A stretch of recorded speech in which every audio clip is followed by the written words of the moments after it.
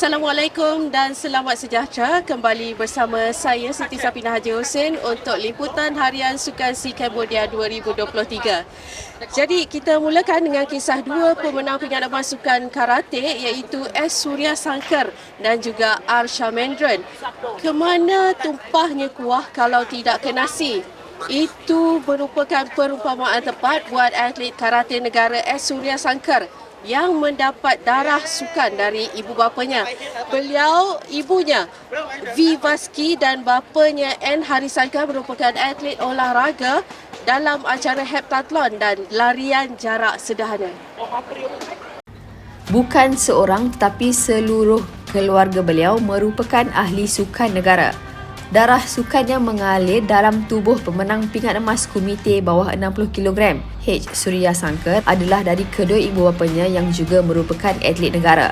Ibu Surya V. Vasli menjelaskan beliau bersama suami juga mewakili negara dalam sukan olahraga.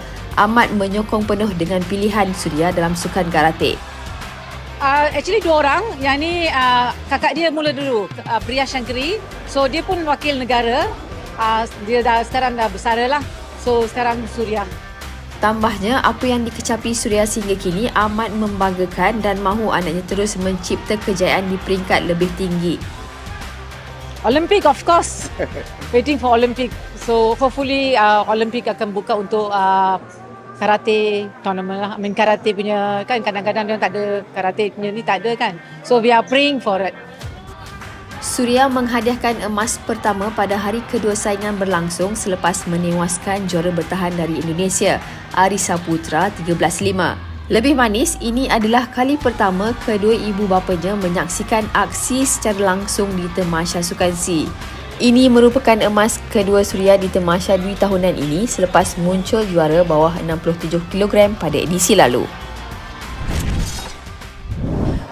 Begitu juga cerita berkenaan R. Shamendran yang merealisasikan impiannya menambah koleksi pingat emas yang keempat pribadinya dan menghadiahkan kemenangan itu kepada ibunya yang tercinta, Puan Samburnam Senggodan. Sukan SEA edisi ke-32 kali ini mempunyai nilai sentimental tersendiri buat Ketua Pasukan Karate Negara, R. Shamendran. Bukan hanya menjadi penyumbang pingat emas keempat buat kontingen Malaysia, tetapi diberi penghormatan selaku pembawa jalur gemilang adalah momen terindah buat beliau sepanjang kerjaya bergelar atlet. Lebih manis, kejutan daripada ibunya pada majlis penyerahan jalur gemilang April lalu menjadi kenangan manis yang tidak akan dilupakan. They surprised my mom. I know my mom is coming, something. I didn't know she will bring the flag. I was like, oh, it's up, bawa flag, mama. So touching, It's I really be honored to bring a flag. Then they surprised my mom, and this is my emas keempat berturut-turut. It's kind of stressful. Juniors is very coming up. If you see, every match is close, very close. Kerja-kerja keras saya lakukan di rumah. Di Malaysia sana. Dapat emas. Selain ibu, Shamendran turut menghadiahkan kemenangannya kepada mentor beliau, Muhammad Hatta Mahmud yang sentiasa berada di belakang menyokong kerjaya beliau selama ini.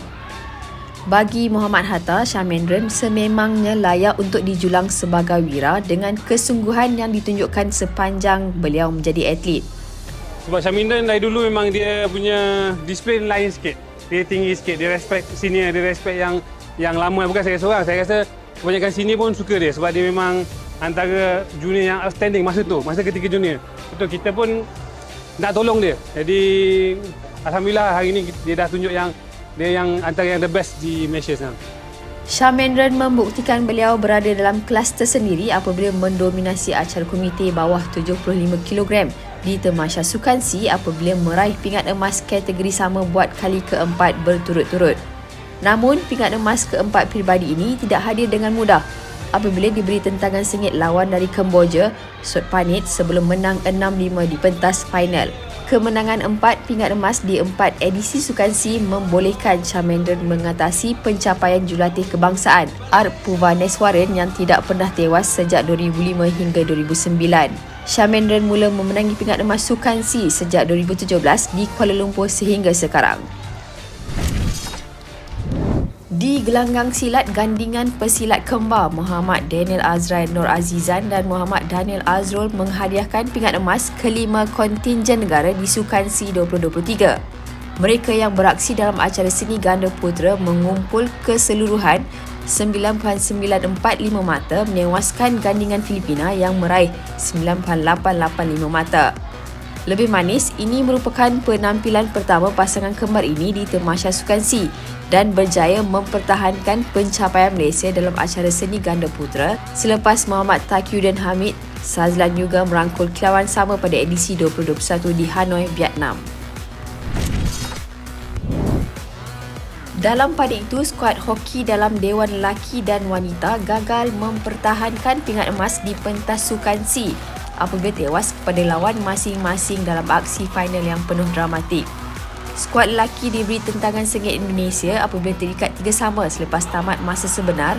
Pemenang ditentukan menerusi shootout dan skuad Malaysia terpaksa akur melepaskan gelaran juara yang dimenangi pada 2017 dan 2019 selepas gagal menyudahkan pukulan shootout. Skuad wanita turut menerima nasib sama apabila tewas 1-2 kepada Thailand menerusi penentuan shootout selepas berkesudahan seri tanpa jaringan tamat masa sebenar. Terdahulu pada aksi sebelah pagi menyaksikan impian kuartet lari berhalangan lelaki membawa peluang pingat emas tidak kesampaian. Kuartet yang dibarisi Muhammad Reda Rozlan, Nur Hafiz Said Alwi, Galib Muhammad Azimi dan Yong Wei Teng tewas kepada Filipina yang memintas Malaysia pada saat akhir perlumbaan untuk berpeluang pingat perak dengan catatan masa 25.15 saat.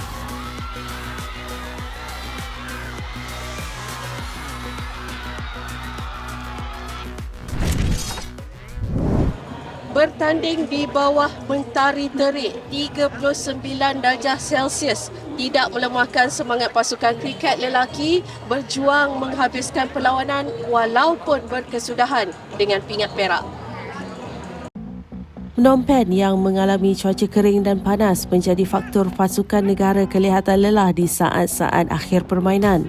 Akan tetapi, kenyataan yang lebih sukar ditelan skuad kriket lelaki negara sebenarnya apabila mereka gagal mempertahankan emas acara 50 overs pada Sukan SEA 2023 selepas tewas kepada Cambodia dengan 89 larian di padang AZ Group Oval.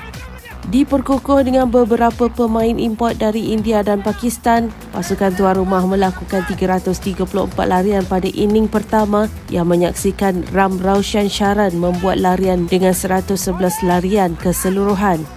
Pada inning kedua, Kapten Malaysia Ahmad Faiz Muhammad Noor mencatat 78 larian namun ia tidak cukup membantu pasukan negara mengatasi lawan.